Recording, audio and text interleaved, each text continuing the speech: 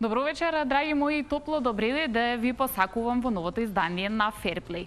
Во сабота, 19:15 е вистинско време да ви представиме нови спортски приказни, се разбира, така ќе биде и овој пат. А денеска ви најавувам шампионско издание, заради тоа што ќе дознаете како изгледа животот и секојдневието на едно момче кое што е толку успешен спортист, што успеа да се закити со сребрен олимписки медал. Останете заедно со нас на Телма.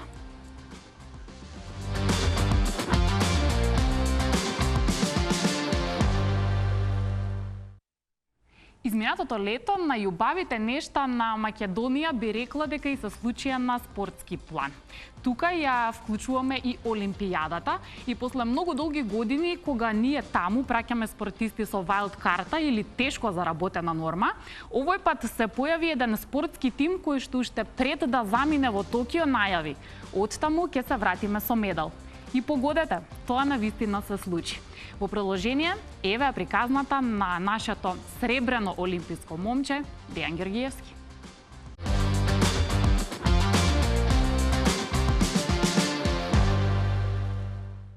Моите тренери веќе почнаа да го прават планот за настапот на Олимписките игри.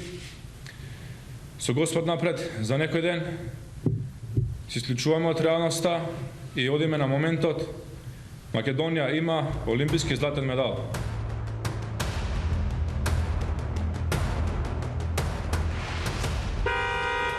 Крај на борбата, Дејан Георгиевски е во финале, Македонија има медал, слави Македонија! Најмалку сребро за Дејан Георгиевски, по 20 години, еве не повторно на олимписката карта со медалисти. Ова е момент кој треба да се памети.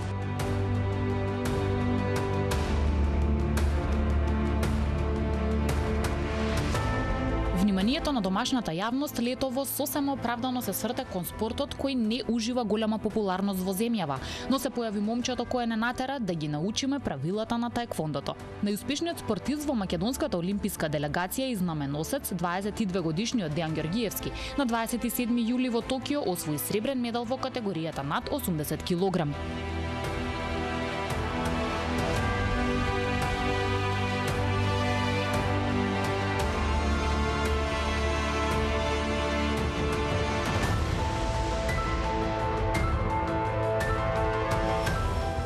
Роден на 8 мај 1999 година во Скопје, во населба Бутел, каде и ден денес живее со неговото семејство. Во домот се чувствува љубовта и скромноста на родителите кои максимално ги поддржуваат своите 3 деца во остварување на животните соништа. И постариот брат на Дејан, Костадин, и помалата сестра Ана Марија се таеквондисти. Од мали нозе се блиски и делат речиси се, а досега им дале и повеќе од доволно причини на нивните родители да бидат горди. Чувството е прекрасно, значи да бидеш мајка на спортисти е неописливо чувството, само треба да се доживее за да се почувствува. Некогаш е тешко, ама се прилагодуваме на ситуацијата и гледаме да издржиме секогаш до надпревар. Не е пропуштиле до сега ни еден надпревар, ни една подготовка, дали било во Охрид, дали Крушево, дали било каде, секаде кај што треба да одат. Се трудиме да ги пуштиме секаде и финансиски ги поддржуваме. Беше мирно бебе од пред се. Од секогаш бил мирен, не е агресивен, например, да се изнервира. И ако се изнервира нешто малку, тоа не го покажува. Секогаш бил супер дете.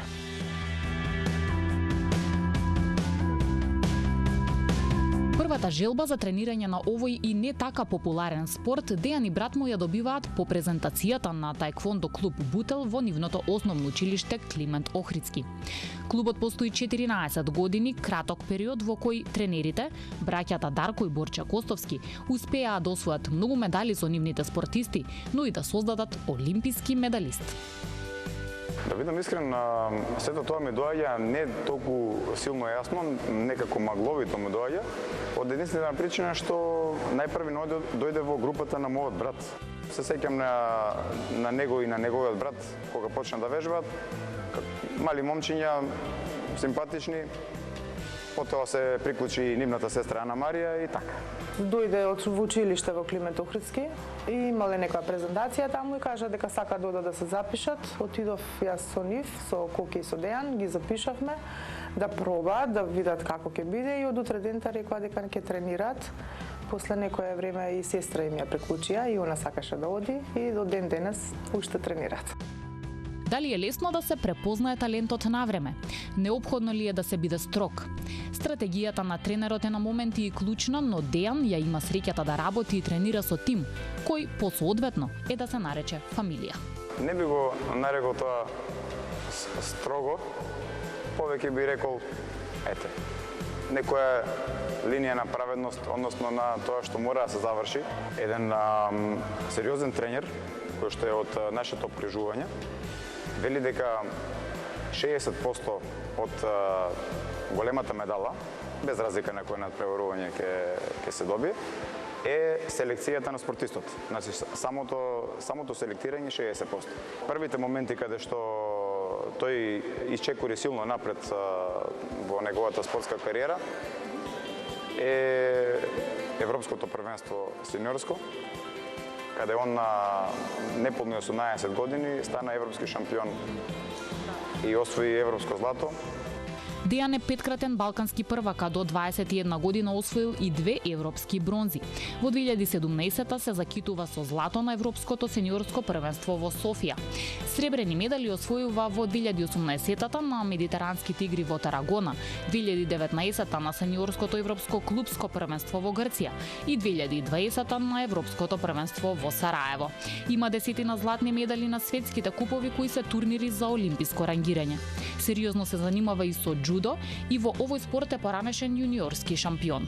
Освен физичките предиспозиции, несомнено, духот и карактерот кој ги поседува му се најголеми сојузници до застанувањето на спортските пијадестали. Ја и Дејан се знаеме уште во Забавиште, тоа беше на 5 или 6 години. Бевме заедно во Забавиште, потоа во истото основно училиште, во истиот клас, потоа во истото средно и сега сме заедно на факултет и така и вежбаме цел живот заедно. Морам да кажам дека Дејан е смирен, исто како пред камерите, така и на борилиштето, исто и приватниот живот, така да тоа што го гледате вие, така и Дејан и приватниот живот. Олимпиец е категорија на човек што е над човек. Така можам слободно и сликовито да се изразам. И таму не се стига никако поинаку, освен со посветеност и силен карактер. А не секоја борба е добиена борба. Поразот треба да се поднесе со крената глава. Откажувањето не е ни опција. Искрено не се сеќам кога последен пат изгубил, тоа Токио финалето го поднесе многу добро. Секако дека сум забележал дека е ова тешко, ама во никој случај не сум забележал дека ќе се откаже. Се случува нека да се дружиме вака надвор од тренинг. Меѓутоа како пола ден поминат заедно и на превари сме цело време заедно, кога патуваме сме цело време заедно, сме истиот клуб. За љубителите на спортот, следењето на борби представува вистинско уживање. Без разлика на резултатот, во кожата на најблиските, доживувањето е сосема поинакво. Кога почнува борбата, сум смирена, ама со тек на првата, како изминуваат рундите, веќе втората ме фаќа паника и не можам да се смирам. Значи, многу стресно. Се додека последните секунди, јас само викам, ајде, готово, и така. Македонската олимписка делегација во Токио го бодреше Дејан од трибините. Поддршката тој ја имаше и од голем број македонци кои во своите домови или на работните места ги следеа финалните борби. А најблиските соседи, пријатели, клубски колеги и роднини организирано и со заеднички сили навиваа за освојување на историскиот медал. Тоа беше едно незаборавно чувство и многу, како да кажам, се осеќав како да сум внатре со него, кога да се борам јас, како да бевме сите внатре во борилиштето и многу емоции ми поминува низ главата. Борбите тука ги следевме дома, имаше другарчиња од теквондо, пријатели тука што се дружи Дејан. Ги следевме првите 3 борби тука, за последната борба за финалето отидовме во училиштето Климент Охридски и таму имаше многу луѓе и од страна и луѓе што не ги познаваме и така сите го гледавме.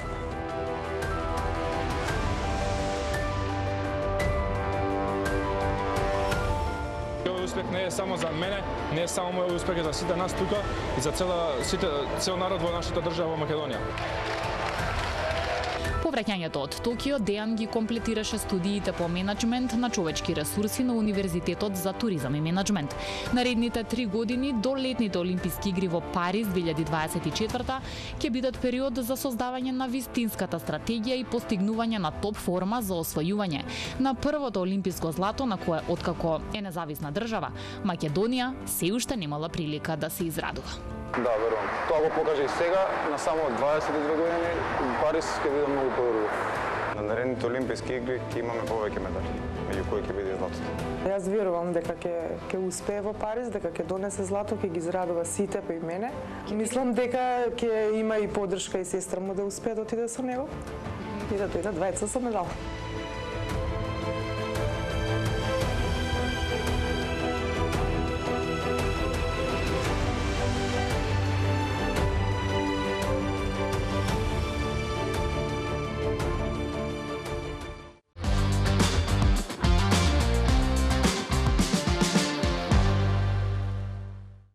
Прекрасно е чувството што вечерва во Ферплей имам прилика да го пречекам спортистот кој го постигна еден од најголемите спортски успеси на Македонија. Му посакувам добри ден на Дејан Ѓоргиевски. Дејан, повели, ти благодарам што ја прифати поканата. Благодарам јас ова е поклон едно кимоно од мене. Управо ние во нашиот спорт го викаме долог. Ете да го поклонам на вас и на вашата телевизија. Ти благодарам многу. Ова веројатно ќе биде за нашите гледачи само накратко да видам, со оглед на тоа што ти си многу повисок и голем. Да. Еве да видиме како ова изгледа. Ние ќе најдеме начин како да го подариме на некој од нашите гледачи. Јас мислев дека ќе можам да го пробам, но бидејќи се обликува преку глава, сепак ќе остане тоа за во друга прилика. Ти благодарам, удобно повели, смести се и на крај ќе ставиме, се разбира, тука подпис за да остане како еден убав спомен. Кажи ми, ова кимоно си го носел на некој надпреварување? Ова кимоно има на многу интересна случка. Тоа е на Медитеранските игри во Шпанија. Таму не ми стигна куфрот на тој надпревар и моравме да купиме ова кимоно, но тогаш не се борев на тој надпревар, ќе не ни беше дозволено да се бориме со бела краѓња. Тоа што организацијата не дадоа друго кимоно, но после некој период на некои 2-3 надпревари имам борено и во тоа. Да. Кимоно. Мислам дека оној кој ќе биде најсреќен, навистина ќе има еден убав подарок. Уште еднаш ти благодарам. Кога сме кај автограмите, сакам да те прашам сега, откако постигна голем спортски успех, ти бараат ли во поголема мера да им се потпишеш на луѓето, да им дадеш автограм? Па да, тоа највеќе се случуваше на пречекот, бидејќи вака на улица, кога ме сретам, не сите се спремни со маркер или со тако да им дадам автограм, но има една многу интересна ситуација. Пред месец дена од прилика, во Олимпискиот комитет кај нас тука имаше стигнато едно писмо од Германија за мене. Јас го подигнав и ми имаше пратено еден колекционер од Германија што собира подписи само од олимписки медалисти. Ми имаше пратено 3-4 фотографии кои побара да му се потпишам на нив од згоре на фотографијата. Исто во писмото имаше и уште едно плико со неговата адреса. Дури човекот имаше оставено внатри $2 за да можам да му се потпишам, да му го пратам одма назад за Германија. Браво, секоја чест. Значи сето тоа уредно испратено, преведено за да знаеш што треба да направиш. Да, точно детали беше преведено дури на македонски јазик, само и на фотографиите од позади имаше залепено ливче, ве молам потпишете се од предната страна на фотографијата. Буквално све ми имаше пратено, само се потпишам и да го однесам во пошта и да му ги вратам. Браво, секоја чест за вакви големи вистински спортски фанови. Ме радува што слушам вакви приказни. Сакам само да те прашам малку и околу појасот кој вие го носите. Секогаш сум се прашувала што ќе се случи ако, например, во текот на борбата појасот се измести, не е доволно добро наместен или стегнат и сега тоа ти почнеш да го чувствуваш, те нервира, ти пречи, смееш да ја прекинеш борбата или мораш до крај да се... Многу ретко се случува тоа. Може да се случи ако не е добро затегнат појасот, но знае да се случи поготово во помалите категории. Тогаш судијата прекинува борбата и појасот мора да биде пак врзан. Пример, ако ви испадне, ако сакат обично така на децата помали кога им испадне, он го фрлаат на страна или на тренерот му го дават, но судијата ја прекинува борбата и мора да се врзе појасот да биде по пропис и после тоа продолжува борбата. Добро. Ајде малку да ми раскажеш како беше на Олимпијада. Мене ми интересира што се случуваше со тебе помеѓу полуфиналната борба, кога веќе беше јасно дека имаме медал, и пред да започне практично финалето? Беше сам, беше со луѓе. Што правеше? Размислуваше, се релаксираше? Како изгледаат тие минути, часови? Колку имаше измеѓу едната и другата? Имаше околу 3-4 часа. Тоа е интересно што после секоја борба јас се спуштав доле кај што се загреваме, таму бидејќи јапонците се перфекционисти во свет, дури имаше и кревети наместено за спиење, буквално беше сега што треба.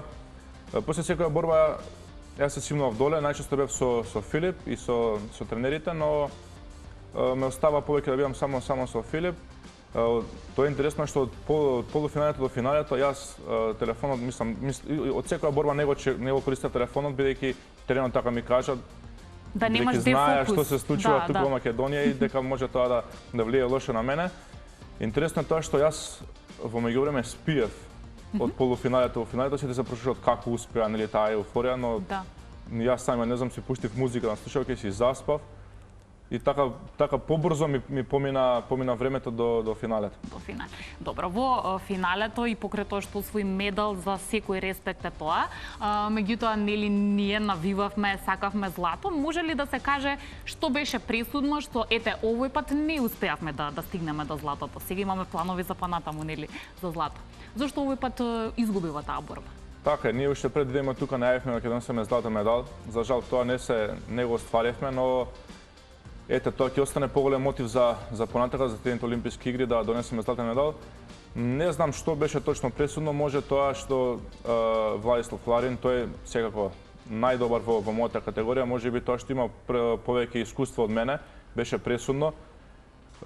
Јас во втората рунда завршивме со 9-7 наспрема него, што тоа е најмалата разлика, за разлика од сите останати негови противници, он сите ги победеше со 20 разлика, со 30 разлика. Многу полесно, јас бев најблиску за да го победам. Ларин во последната година има изгубено само од кореецот кој што го победив јас.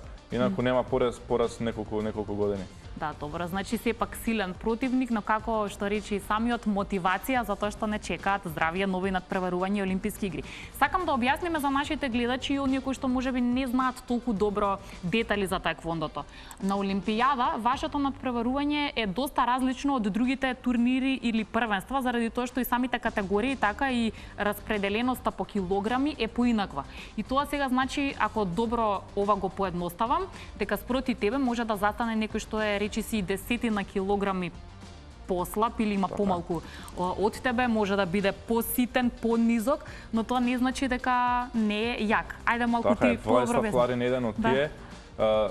На Олимписките игри не сме ограничени, имаме 4 категории во машка, 4 категории во женска конкуренција, инаку на сите останати надпреварувања има по 7 категории во машка, 7 во женска. И тука сте поблиску, така? 100 килограми јачина, да. На светските надпреварувања има плюс 87 и минус 87. А на Олимписките игри е плюс 80 и минус 80. Сега, тие што се борат на светско првенство минус 87 не може да ослабат до минус 80 и автоматски тие влегуваат во тешка категорија. И тие остануваат во мојата категорија. Затоа и конкуренцијата е уште поголема и многу секако потешко да се стигне до Олимписките игри, бидејќи и на квалификациите исто така се спојуваат категориите. Да, значи кога го гледате Дејан вака висок, голем, силен и кога ќе видите спроти него дека стои некој можеби ситен човек, немојте веднаш да си речете супер, веднаш лесно ќе го победи, не оди баш тоа така. Сега да се префрлиме на уште една значајна тема, сакам и да ти честитам. Откако се врати од Олимпијада, немаше баш буквално само одмор. Ти успеа во меѓувреме и да дипломираш. Ќе замолам тука и на нашиот бим да ги погледнеме тие фотографии и да ми раскажеш како ова се случи. Прво, тешко ли е во исто време да бидеш дел од големи надпреварувања, а и да можеш да имаш време за учење, за наука? Па, тешко е и не е толку, бидејќи од факултетот знаат дека сум спортист, јас сум и стипендист кај нив и слободно може да кажам дека малку ми прогледуваат низ прсти, но секако за одбраната мора да се спремам, нели, како што треба. Така се погоди да биде одма брзо после Олимписките игри, но се најдов време за да се спремам како што треба и да одбранам дипломската. Менеджмент на човечки ресурси, така, тој е смерот. Значи ли ова дека навистина ти интересира тоа дека си добар кога се во прашање меѓу човечките односи, менаџирање и со различни карактери, емоции и така натаму? Како ти оди тоа? Затоа го одбрав тој спорт, а и темата беше интересна. беше менаџирање на човечките ресурси во спортските организации, што значи дека можеби понатака во мојата кариера ќе се најде некој дел каде што ќе може тоа да го работам. Мислиш дека е тешко во спортот тоа да се менаџира, зашто спортистите знаат да важат за така суетни, па да биде по некој пат проблем во тимовите, да кажеме, кој ќе биде лидер, дали останатите ќе го прифатат да биде лидер и така натаму? Да, затоа јас мислам дека треба да биде некој што бил порано спортист, што има спортска добра кариера и секако истовремено нели и образованието е големо ниво, така да тие две работи се спојат веднаш и тоа мислам дека ќе функционира како што ќе треба. Добро, мене ми интересира дали кога го освои медалот доби директни честитки можеби од некои од нашите успешни спортисти, оние кои што знаат како е да се учествува на големи надпреварувања. Имаш ли некој од нив кој што директно ти се јави или ти прати порака по повод освојувањето на твојот медал?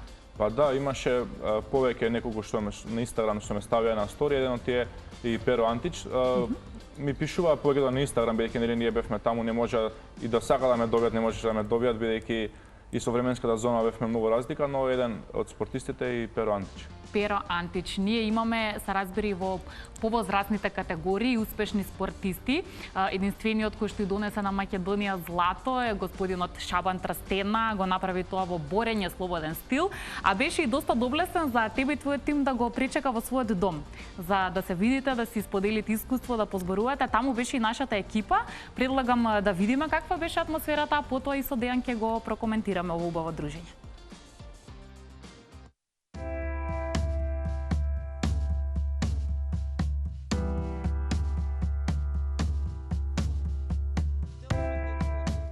Успесите и приказните на асовите кои со златни букви се испишани во светската спортска историја се најголемата мотивација за младите спортисти, никогаш да не се откажуваат од својот сон. А посебно е чувството кога ќе добиете признание од најуспешниот македонски олимпиец. Шабан Трстена го пречека сребрениот медалист од Токио Дејан Ѓоргиевски во својот дом, со радост и почит зашто Македонија конечно има врвен спортски успех после повеќе од 30 години. Мора да кажам и мора да знаат целова нација. Излезе еден млад момче, после 33 години од моето време, зборувам за македонски спортисти. 33 години требаше да чека ова држава, ова народ, да излезе ова младо момче, да тренира, да даде све од себе, да иде на олимписки игри со под тренираше многу за да иде на олимписки игри. А не, ние 30 години научевме со валкарти. Дали ќе има некој да освои со 19 години олимписки од нашата држава, не знам. Пошто сега кога ги гледаш 37 години пројда, и сега има 12 олимписки игри што дојде до сега, уште ни еден државата, што се големи сили, американци, руси, јапанци, турци, иранци, што се на супер сила, тие не може да дојдат да ја скршат ова рекордот. Момчето кое на само 19 години застана на светскиот врв и го донесе на Македонија единственото олимписко злато, до ден денес со доза на неверување се сеќава на постигнатото. Трстена во 1984 година во Лос Анџелес беше незапирлив. Пред преполната сала која разбирливо навиваше за домакинот, тој славеше против Џо Гонзалес за остварување на детскиот олимписки сон. А вестите тогаш не се ширеа со брзина како денешната. Пречекот дома не беше спектакуларен, вели тој, но по широката јавност порано или подоцна ќе се радува на она кое никој не може да го оспори. Македонија има шампион. Не знаев што направив јас. Не знаев. Зашто за мене ми беше као да напревари нормално. Ја бев европски првак, не беше вака како што е олимписки. Затоа е голем гордост за секој народ, за секој држава, за секој фамилија, тие што постигнат олимписки медал. Кој беше првите што ве честитат ова олимписки златно медал? Наравно се први што беше легендарниот мој селектор и тренер, што бевме 20 години заедно. Секој минут тој беше насев. Па после беше докторот, па осталите. Да. А за дочек, да ви кажам сега, наравно дека секој спортист се радува кога се враќа во својата земја, кога се враќа во својот народ, во свој народ.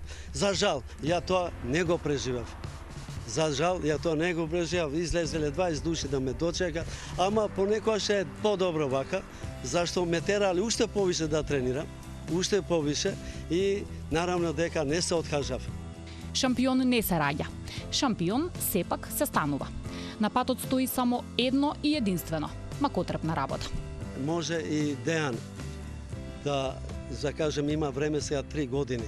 Јас сум оптимист. Сега единство, замислите, единствот еден клуб што го регистрира за 10 години, една клуб за 10 години е формиран 10 години. Има наши клубови тука по 50 години, не можат ни норма, ај макамо да освојат олимписки медали. Немат можат ни светско првенство, нема ни европско првенство медали. Имат 15 години стаж. Клубот од Бутел, Дејан кај тренира за 10 години освоил олимписки медал. Македонската јавност веќе посакува следниот успех на Дејан да биде златен медал. Прашањето е, дали тој спортски успех е возможно да се случи? Го гледав ја борбите, се бореше паметно, секој движењето беше на место. Финалето е така.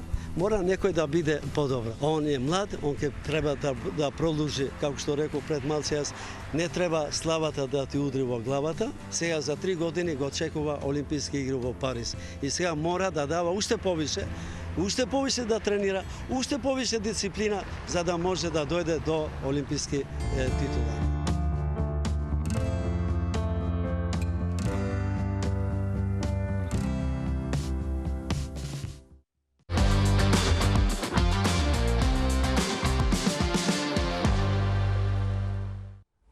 Да, господинот Шабан Трстена, еден од нашите најуспешни спортисти и вистинска инспирација за младите генерации. Дејан, има ли нешто што тука не го слушнавме, дека Шабан ти го кажа како совет, а ти го доби од негова страна, што сега треба да правиш за да дојдеш до тоа посакувано злато?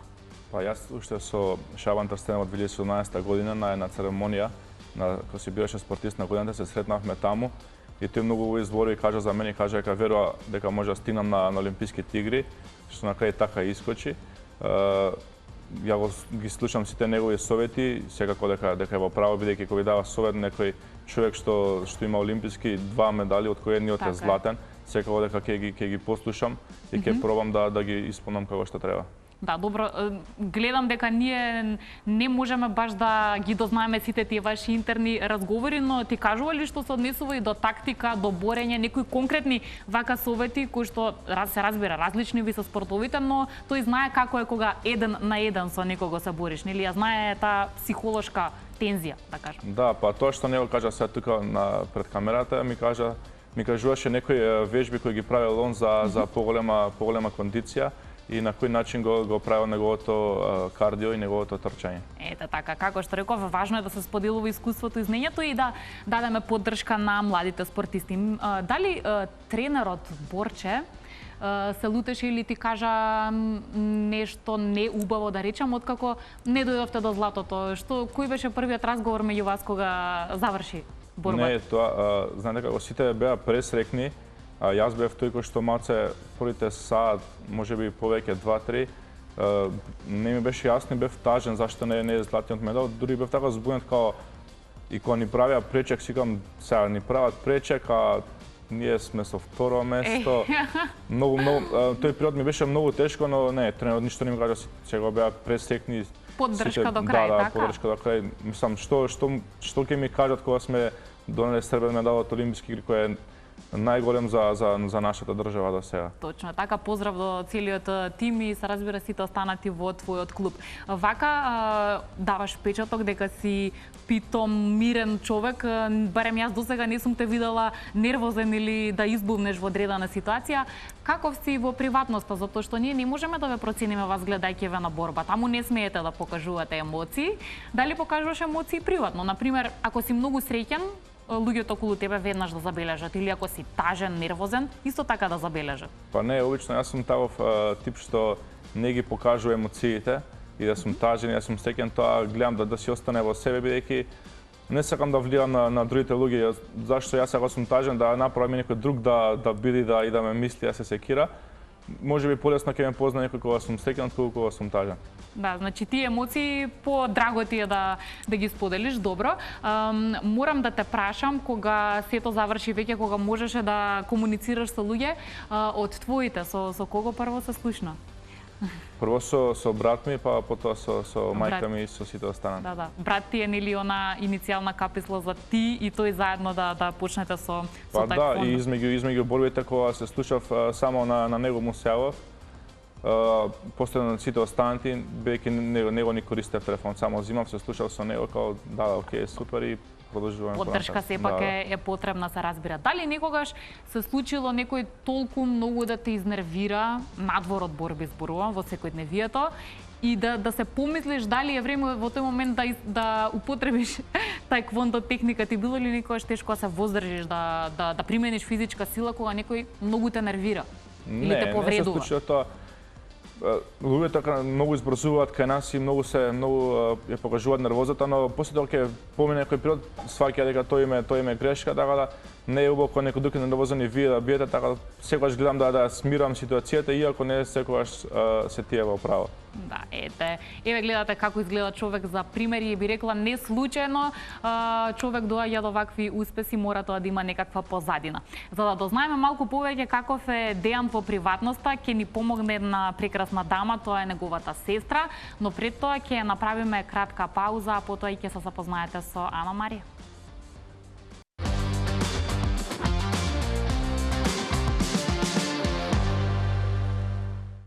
Го следите новото издание на Ферплей на телевизија Телма. Наш денешен гостин Дејан Ѓоргиевски, кој ни донесе олимписко сребро во таеквондо, а сега за да дознаеме како изгледа една куќа полна со спортисти, и тоа не само машки, туку една прекрасна дама, во тоа ќе ни помогне сестрата на Дејан, Ана Марија. Ана, добри дојде во емисијата.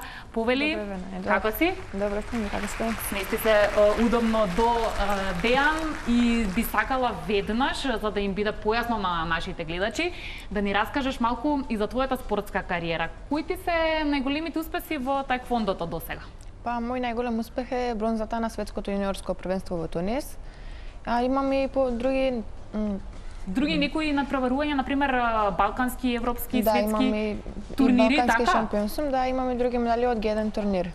Браво, ти честитам и посакувам во иднина да се што повеќе. Тоа го кажа инаку и вашата мајка, дека постои можноста здравје на следната олимпијада додите и двајцата, така ќе бидеш дел и ти од тие квалификации. Дали си возбудена во врска со тоа? Возбудливо ли е човек да се подготвува за на олимпијада? Па не е возбудливо. Прво ќе со овие надпревари што се G1 турнири ќе видиме ако може со поени да се квалификуваме, ако не ќе идеме на квалификации, па таму. Да, времето ќе покаже како и што ќе биде. Слушнавме дека твоите браќа први нели започнуваат со таеквондото, меѓутоа ти покрај тоа што си дама, сепак одлучуваш да им се приклучиш. Повеќе вака кога се сеќаваш на тоа време, мораше тоа да го направиш, ти беше најлесно или искрено од срце сакаше и ти да тренираш таеквондо? Па сакав и јас, не поради нив, сакав и јас да пробам таеквондо и почнав и јас да вежбам. Да, значи не беше ништо чудно дома, ти си ја донес одлуката и им се приклучи. Дали ме интересира дали често ги слушаш тие типови на забелешки, ајде да речеме, некој да ти каже зашто не си се запишала на пример на балет или на нешто што е поженствено, зашто баш боречка вештина? Па не ги слушам. Нормално е се и женските да вежбаат као машки спорт. Точно така, да, еве ти си доказ и се надевам ќе биде добра порака за гледачите да не правиме дискриминација нели на машки и женски спортови, зашто да не и жените таеквондо. Дејан, како ти и твојот брат сте се однесували, се однесувате према вашата сестра? Дали сте заштитнички настроени или се знаете дека и она е доволно силна, па може сама да се грижи за себе? Па со тек на време во нашиот клуб се стегна таква дисциплина, и да ги поправам, не е баш машки спорт, бидејќи во светот и кај нас во Македонија поделени се скоро 50-50 се вежбачите машки и женски. Искрено, кога вежбаме на тренинг, брат ми не може да кажам дека не разликува дека она е девојче, си прави борби како со сите останати и останати што тоа Нема штедење. Нема штедење, да, со тоа што не за тоа сега ќе помогне, бидејќи ако успе да се носи со машките кај нас на тренинг, со женските после ќе биде многу полесно. Ана, раскажи ми како е дома со двајца повозрастни браќа, реков куќа полна спортисти. Дали, не знам, ти било ли тоа тешко бидејќи си сама девојче, па никогаш девојчињата се очекува да бидат попедантни и така натаму. Како ви биле поделени тие работи? Како си функциониравте? Па убаво е да се живее со двајца поголеми браќа, но те заштитуваат од све, маца може да нешто се строги. Ама многу е побаво да се има некој кој ќе знаеш дека те штити. Да знае да ти ги исполнат желбите, некогаш ако имаш мерак за одредена работа и браќата да бидат тука да знае помогнат. Да ти ги исполнат желбите. Да, значи пофални зборови даваш за нив. И морам да признаам дека вашата мајка на некој начин не заштитнички настроена, нели? Према Ана Марија мора да завземе малку женска страна, нели Дејан? Па добро, сега она си ја штити, но секако има доверба во мене и во сега нашиот брат Костајн, во Коки. И малце можеби се полабави со тоа бидејќи знаат дека ние сме цело време тука за неа, ние секако ја пазиме на било кој начин и они се малце поопуштени со тоа нашите родители.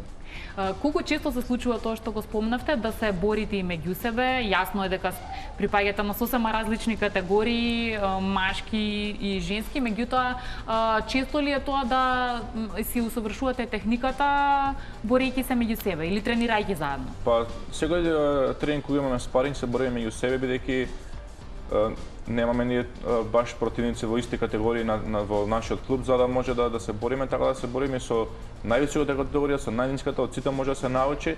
И јас да се борам со најниската категорија, со него што има 50 кг, јас можам да научам нешто, секако и они повеќе од нас. Со женските исто така се бориме и тоа е разликата што тренерот не тера да не ги штедиме, бидејќи така ќе напреднат. Така ќе напреднат они многу повеќе.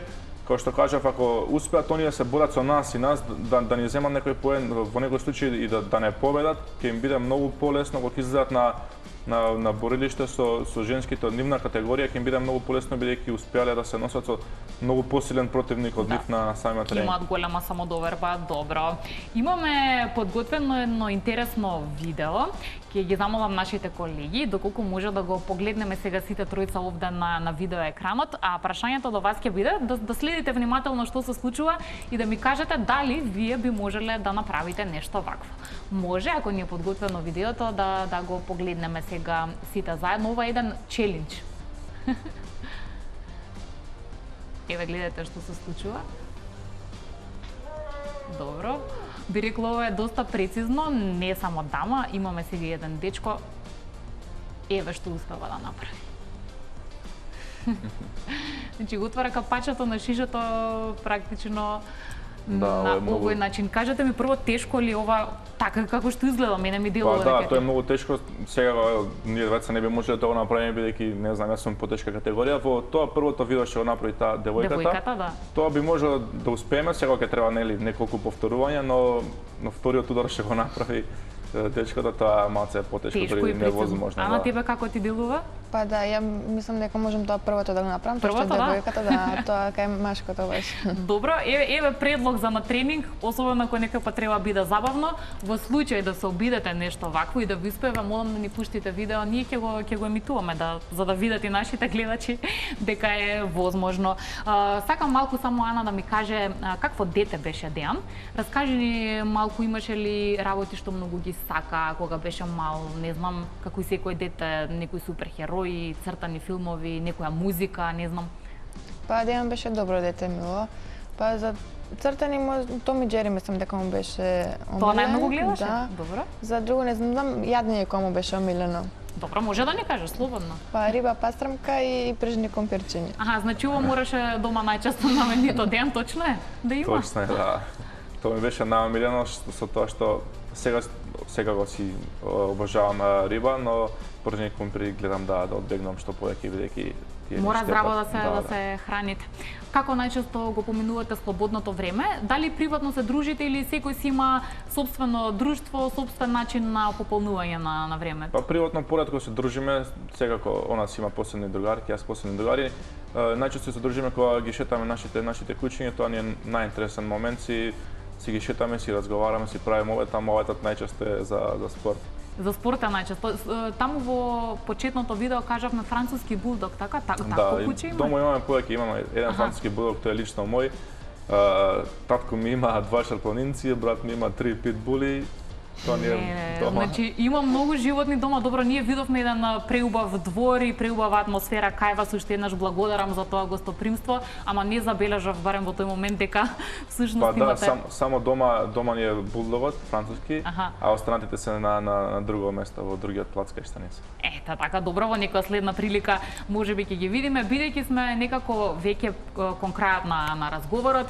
Ќе бидат ли напорни, ова е прашање за двајцата, ќе бидат ли напорни многу наредните години, кога рековме ви предстои времето за да се подготвите за новите олимписки игри?